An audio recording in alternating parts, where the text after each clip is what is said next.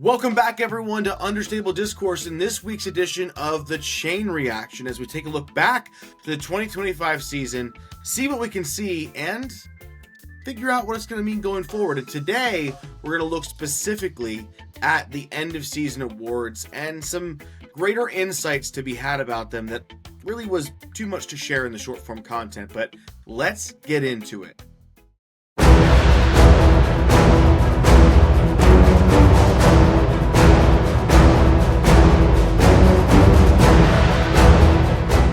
Now, before we jump into the actual, end of season awards, there were two decent sized events that went on this past weekend, both the Chain Hawk Open down in Gainesville, Florida, and the Playa Lucia Open in Puerto Rico.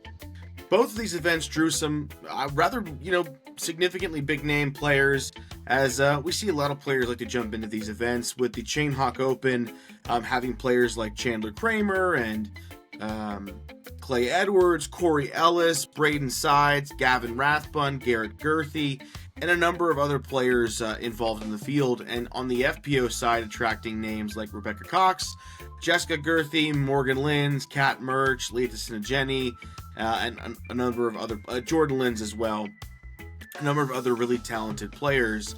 And it's always a fun one to watch. The event itself was taken down by Chandler Kramer with a 3-stroke lead over the rest of the field.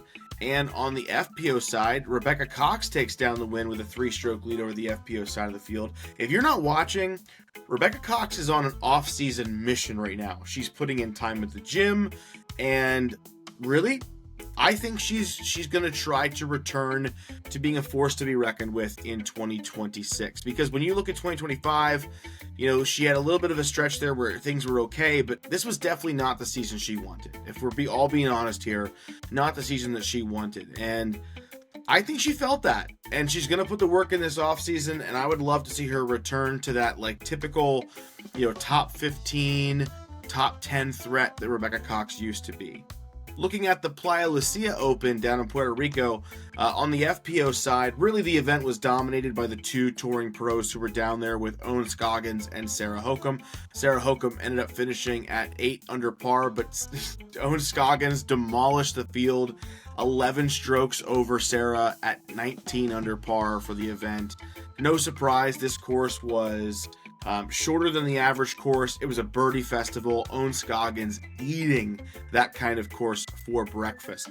On the MPO side, we saw a really interesting layout of players. You have players there like Luke Humphreys, Will Schusterick, Big Germ, and even Joshua Miller, or Jay Millie as most know him, with the play going on down there. The first round was great to watch all of them play together on lead card, and throughout the event, two players began to separate themselves with Luke Humphreys and Big Germ, but in the end, Big Germ showcases that he is an absolute unit when he's not playing inside the United States, and takes down the win at the Playa Lucia Open, with Luke Humphreys coming in second. And honestly, huge shout out to Jay Millie for coming in 7th place.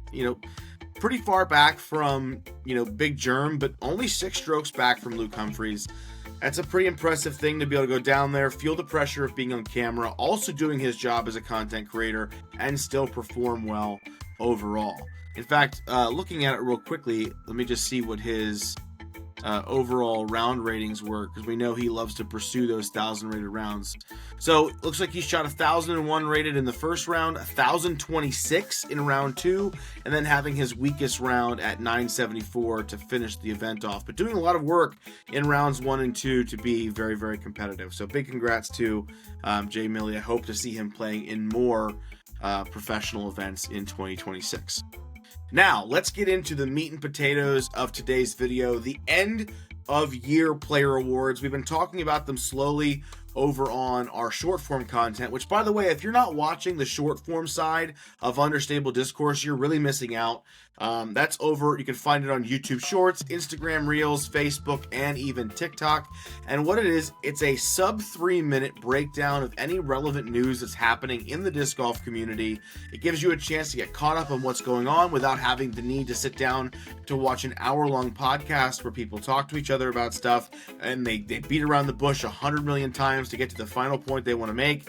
This gives you, in 3 minutes or less, oftentimes around 2 minutes or less, exactly what you want served right to you fresh without any frill for your consumption. So make sure you go check that out. We post every day around like the 6 o'clock-ish hour over on any of those short form platforms. Really, it's a good time. Make sure you go follow that. And if you're here watching this because you saw one of those, huge thank you. Thank you for joining. But let's get back into it. All right, so the end of year player awards, we're not going to talk too much about like the community champion. I mean, I'll talk a little bit about it, but I think those were chosen very correctly. You're looking at, you know, for the MPO side, nobody really touches Paul McBeth here. With the work that he's done with the Paul McBeth Foundation to just push disc golf throughout the entire world in places where disc golf has never really been is incredible. When you look at the people who they kind of put up against him in the category, you know, they're nominated for their positivity, or they started Go Throw, which I don't think that really is worth being community champion for, or things like helping with what Paul McBeth Foundation is already doing. So Paul, the clear winner there. And I think Ella was definitely the right choice as well, because there are other players who were listed there who have, you know, they help with clinics through Uplay, and they, you know, do different kind of outreach things, but Ella does a lot. She does all of those things and a ton of other things in the background that most people aren't aware of through her work with Uplay, and then she puts on clinics for women all over the place. And she is the, you know, leader of the Players Council, which brings in a lot of extra work. I'm sure that brings in a lot of stress as people look to her for rules and the ideas that come out. She's kind of not on the hook for those things, but her opinion matters a lot. So I think Ella is definitely the one who deserves that particular award. No questions asked on that. The next award I want to talk about is the Comeback Player of the Year award, which I don't think is super contentious on the MPO side. Paul McBeth is once again the best choice for this spot from both a literal and a narrative-based perspective, because, you know, he struggled with a torn labrum all through the 2024 season. We saw his 13-year win streak come to an end, and this year he not only broke that slump, but he won twice and just kind of showcased his return to that previous form we're used to seeing. And now we know we have Paul McBeth firing at all cylinders back on tour again. To me, that is exactly what, you know, Comeback Player of the Year kind of personifies. And you can look at players like Cole Redolin and Paul Kranz, who I think would have been solid options given the injuries they went through, what they were able to accomplish. Cole with a win this year, Paul Kranz with a massive improvement on his performance from last year to this year. But none of them, neither of those guys, have the narrative implications of what it meant for Paul to go winless in 2024 and then come back and get the wins this year, and what it meant for disc golf. So I don't think there's any realm, even though both of them have a good argument. I think Cole's arguments is a lot stronger than Paul Kranz's argument. But I think Paul McBeth gets it's the win that he deserved to have. But jumping over to the FPO side, this is where I think there is a certain degree of contention, at least for me there is. And I'll get it out of the way. You know, Madison Walker getting nominated, I think it's only because she qualified for the Tour Championship at the end. You know, she's had injuries over the last 4 years. They've cited that. But I don't think jumping into the last spot for the Tour Championship is quite as impressive on the FPO side as it would be for the MPO side, given the overall strength of field. So, like, it's great that she got, you know, a possible nomination for this, but I don't think it could be Madison Walker in any way, shape, or form. Katrina Allen coming back after having her first child, I mean, legitimately absolutely incredible. You could say the same thing of Macy Valadiaz, although Macy didn't play as much. She also came back after giving birth. And I can't imagine like the level of effort that must take to get back into a place where you can go play again. Arguably disc golf, it's not like, you know, getting back into shape for like football or soccer or you know, that kind of thing. But still, to be able to come back from a life event like that just, you know, radically changes your body, and to be able to compete with any degree of competency is extremely impressive. So I think what Katrina Allen did was great this year. So Paige Pierce won this award. And The reasons that they cite for her winning this award was that, they talk about how she kept her 15-year win streak alive going with her win at GMC, and she improved her overall ranking in the Disc Golf Pro Tour by 8 spots, and that they still cite her injury, her season-ending injury before PCS in 2023. But here are my issues with giving Paige the win in this particular category. That injury was in 2023. It ended her season in 2023. She still won in 2024. So, what's the comeback from? 2024 would have been the year for her to win the Comeback Player of the Year. And don't get me wrong, it's impressive what she's doing and, winning for 15 straight years. And I don't want to, discount any of that. But it really feels like they just wanted to give her the award last year and they didn't. So they're making up for it by giving it to her this year, because you can't be citing stuff for 2023 when she won last year. She kept up the streak. So, I don't know. To me, that's just a bit confusing, and I think takes the light away from the person who really deserved to win this one. To me, the real winner of this one should have been Valerie Mandujano. For a number of reasons. I think Valerie was a rising star several years ago before she did battle like injury after injury and kind of, I don't want to say fell into a period of non-existence. We all still knew Valerie on tour, but she just wasn't really a threat the way she used to be. I would say really took a step back. And this season, she kind of stepped back into that persona with the win at Ledgestone, down, with a heated battle down the stretch and a playoff against Owen Scoggins. She had 11 top 10 finishes this season, which is, by the way, more than Paige Pierce. And in my opinion, I think Valerie had a bigger hill to climb from 2024 into 2025. So, to me, it's a no-brainer. Valerie Mandujano should have won this award. It's great what Paige is doing, but Paige's year of coming back was 2024. It was not 2025. And that's my opinion. But let me know what you think. Do you think that Valerie should have won this one? Do you think Paige should have won this? Or that Paige is right in winning this one? Or should it have been someone else? Let me know in the comments down below for sure. Moving over to Most Improved. This is another one where I think you've got a lot of different opinions here. FPO award went to Cadence Burge. A number of contenders this year were players who kind of fit into one of two camps. Those were the ones who won last year and then won even more this year, or they didn't win last year and they won this year. People in that former category, you got Silva Sarn, who went from 2 wins last year to 4 wins this year. Holland Hanley went from 3 wins to 6 wins. They like this. This is a problem I have. I'm going to rant for a second with like Statmando and the Pro Tour. They keep saying Holland won 5 events, and then the Pro Tour Championship is like its own thing. Most of the field was there for the Tour Championship for the FPO. She won 6 times. So let's stop saying she won 5 and the Tour Championship. She won 6 times. Statistically, it's kind of weird. I know that like the event classifications, but all of the same competitors who she would have had to beat at every other event were there for the Tour Championship. So she kind of won 6 times.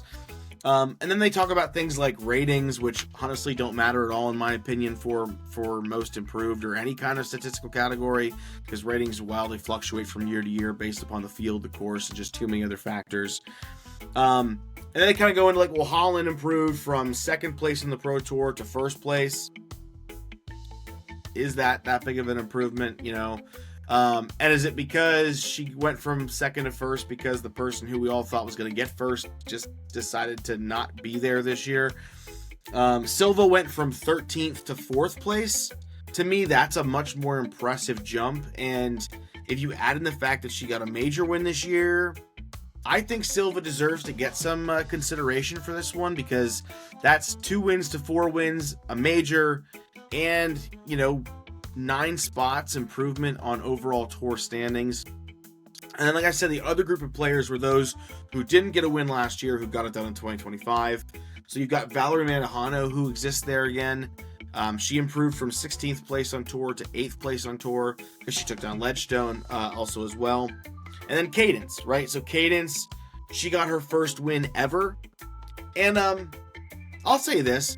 I think that this win could be seen in the minds of other people as better than as a better win than someone who has won before, gone on a slump, and then won again. So like Valerie's won before, didn't win for a while, and then won this year. Some people would say that win is less impressive than Cadence winning this year, having never won before, because there's this inherent feeling that knowing how to win makes it easier to win. I'm not saying that's always the correct line of thinking, but it's definitely something I think on the back of people's minds of like, oh, this is her first win. That's a big deal. But it is kind of weird that later we don't see that same line of thinking also come to fruition. We'll talk about that in a second. But Cadence also did improve from 25th on tour to 9th. That's a massive leap and very impressive.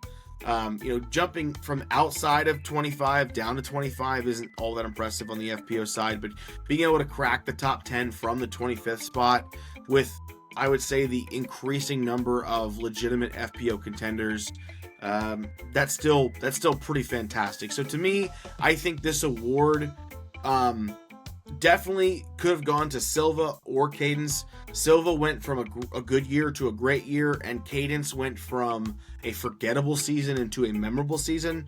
So I'm happy with either one of them winning it, and I think that Cadence is a great choice to win this award.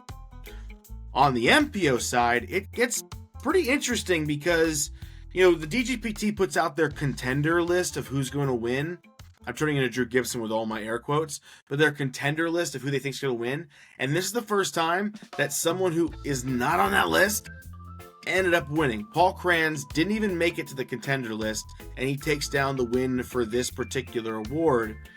And it's a little contentious for some people, because like when you look at his season, it's propped up really heavily on GMC and MVP. You take those events away, and he doesn't really make the Tour Championship. He doesn't finish anywhere near in the top 25.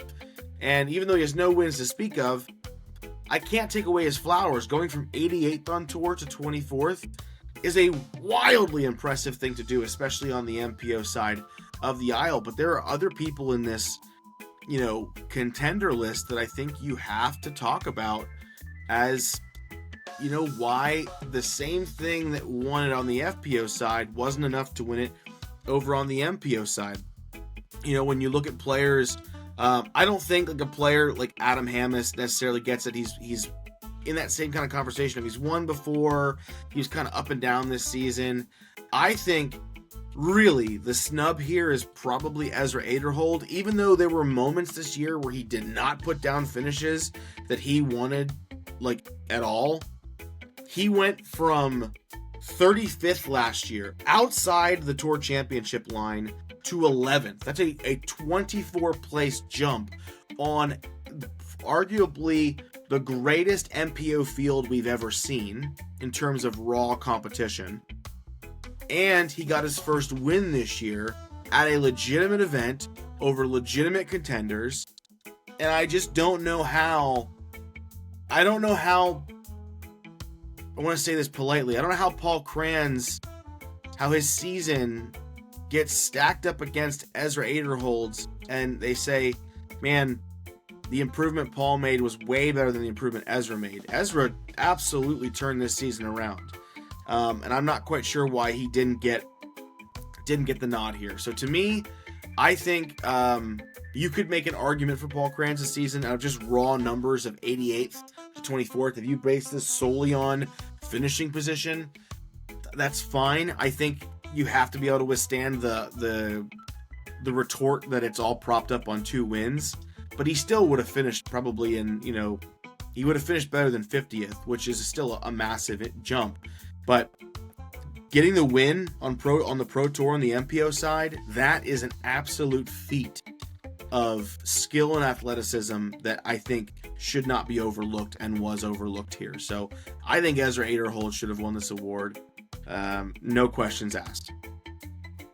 Rookie of the Year is another really interesting award because this one, honestly, on both sides, came down to a 1v1. If you look at the FPO side of the aisle, the only 2 players who deserved the conversation here were Ida Letamaki and Rebecca Dawn. And I think this is a perfect example of, does one incredible finish on a big stage equal consistent finishes on multiple stages over a period of time? Like, what's more important? Ida takes second place at Worlds, down to the wire with Owen Scoggins. At one point, had the tournament in her hands, and kind of, we all know what happened.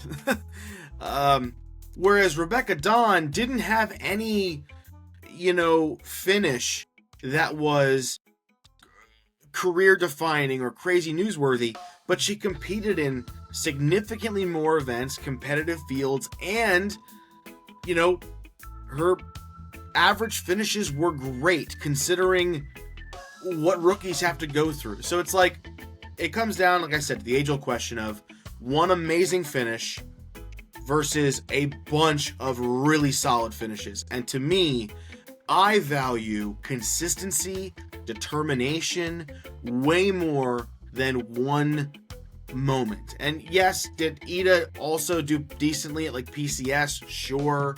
Look at the strength of field. I think Rebecca Dawn had to compete in harder environments more consistently, and I value what she did on the season more than what Ida did. And you can see that because it's Rebecca Dawn won, they said, in all three metrics, taking first in both the media and the tour card voting, and she had the best FPO rookie finish on the world standings. So I think it's a no-brainer that everyone else also agreed that consistency is the winner there. Not to ever discount how awesome Ida Letomaki's Worlds run and the events that she was in this year were. I think she's a player we're going to have to watch very much over the next few years because there's another contender coming out of the European circuit. When we look at the MPO side, it's also a 1v1. This being a relatively well-known American player versus a relatively, I would say, unknown to most American audiences player. So you've got Harry Chase. A lot of people know Harry, especially in the New England area, for the grind that he's done over the years. I've met Harry. He's a great guy. Really awesome. Puts out some good content. Going up against Rasmus Sakaripi, who is a player that you've probably never heard that name before until this year. You may never have heard that name until right now. And you put them side by side and their seasons look, relatively close. You've got Rasmus taking a bit of a nod in the overall rankings, a little bit better average finishes, a little bit better overall rating, which doesn't matter all that much to me, really. And you look at the events they've done across the board, and you could have picked either one. Honestly, it's kind of apropos because these are the two guys who were in the playoff against each other to even make it into the Tour Championship, and Rasmus won that battle between the two of them. And I've heard a lot of people saying this should have been Harry Chase 100%, but when you look at like Harry Chase's profile of events this year, he has one event where he finished inside of the top 20, and that's an 11th place finish at the Kansas City Wide Open, which was an event that was cut short. I'm not going to hold that against him, really. Rasmus finished 2 times inside the top 20, and that was 16th at the Discraft Great Lakes Open, D-Glow, and 17th at the European Disc Golf Festival. So I'm going to point out a couple things here. Harry's best finish was at an event that was cut short. Rasmus's 2 best finishes were at an Elite Plus event on U.S. soil and at a major. And when you look down the list, Rasmus got 26th place at Worlds, which is a really, really solid finish at Worlds. If you go down to Harry's major finishes, it was 48th at Champions Cup, 63rd at Worlds, 77th at USDGC. So I think because Rasmus has the nod in both finishing position, the playoff they had, ranking on tour, and I think his performances were better in the big moments, I think it has to go to Rasmus. Even though it's a person who we've never, like, a lot of people haven't heard of before, and there is this sort of, like, I think, American bias towards wanting people to win awards. For those out there who really feel that Harry Chase deserved this one, it's as close as he could have come to getting it without getting it. But I think that when you really break down the numbers, this had to go to Rasmus. That brings us to the final award that we want to talk about, and that is the Player of the Year. We don't have to ask questions. Gannon Buhr overwhelmingly won. And they said that as much, that Buhr was the overwhelming winner, taking first place in both media and tour card holder voting. No questions asked. There really isn't much to even think about here. In fact, it's more fun to argue who finished in second in Player of the Year, but we're not going to do that. Not going to spend your time because winner was the winner. On the FPO side, this is where we reach our first bit of contention. A lot of disagreement between various people in media as to whether or not it should have been Missy, Silva, Holland. Some even suggested that Owen might have an outside shot at it. Comparing them across the board, really interesting. So, you've got Holland Hanley finishing in first overall in the season, Missy finishing in second. Holland is being credited for 5 DGPT wins and the Pro Tour Championships. That's 6 wins overall. Missy has been given 5 DGPT wins, including one major, and one of those wins being Throw Pink, which, like, this to me is a little weird too. Like, when you look at the actual DGPT website, they have Holland Hanley at 5 DGPT wins. No parentheses saying that she won the Pro Tour Championship, anything like that, just 5 DGPT wins. You look at Missy's, it says 5 DGPT wins, and then in parentheses, including 1 PDGA Pro Major and Throw Pink. So I get putting the major in there as being significant, but why include the Throw Pink? It just seems disingenuous to me to, like, kind of say that Holland only won 5 when she technically won 6 events. And then you don't include the Pro Tour Championship over there in her profile section, but you include Throw Pink over on Missy Gannon's. I would argue that Throw Pink and the Pro Tour Championship probably carry equal weight in my mind in terms of, like, having to defeat a field, because the courses they had to play at the Pro Tour Championship were no slouch. So that seems silly to me. But you've got 11 podiums on Holland's side. You've got 8 podiums over on Missy's side. Who's to know what events they're counting in those? And average finishing positions that technically Holland is better than Missy at. So this all comes down to I think one argument, and that's event classification. Are you counting Holland Hanley's Tour Championship win? If the answer is no, I don't think you can count Throw Pink. I don't think it's fair to count Throw Pink and not count the Tour Championship. So we're going to count them both. So Tour Championship, so Holland now has 6 wins. Throw Pink, Missy has 5 wins. But Missy won a major. How much is the Champions Cup worth to you? Is it worth 2 events? Because if it is, then Missy's tied with Holland at 6. And it's 6 versus 6. So, right down the middle there. Podiums goes to Holland. Average finishing position goes to Holland. DGPT rank goes to Holland. But, the question we always have to ask ourselves is, if you went to every single FPO player on tour, every one of them, and you said, without saying who did what, you said, you can win 5 events and the Pro Tour Championship in 2026, or you can win 5 events and Throw Pink, and also one of those 5 events you won was the Champions Cup, was a major. Which season would you choose? And I don't think there's an argument in the world other than money, because we know the Pro Tour Championship has the bigger purse attached to it. I think almost every single player is taking the major win, even though it isn't Worlds, and they all want that Throw Pink win. So I think when you compare them side by side, I think you could pick either one of them to win. You go straight down the line with statistics, Holland's your winner. You go by the true feel of what is the more impressive season, Missy's your winner. Personally, I think it could have been either one of them. I think Holland, had she not won the Pro Tour Championship, this would be a much easier conversation, but she did. So good for her. I love that we have to fight about it. I love that we have to, it's not just one person automatically, that we have some actual competitive discussion going on the FPO side of the aisle. So let me know what you think down below. Does Holland deserve this win? Should this have been Missy? What do you think? What's more important? The stats telling you exactly who should win this award? Or is this a head, like, is this a head thing? Or is this a heart thing?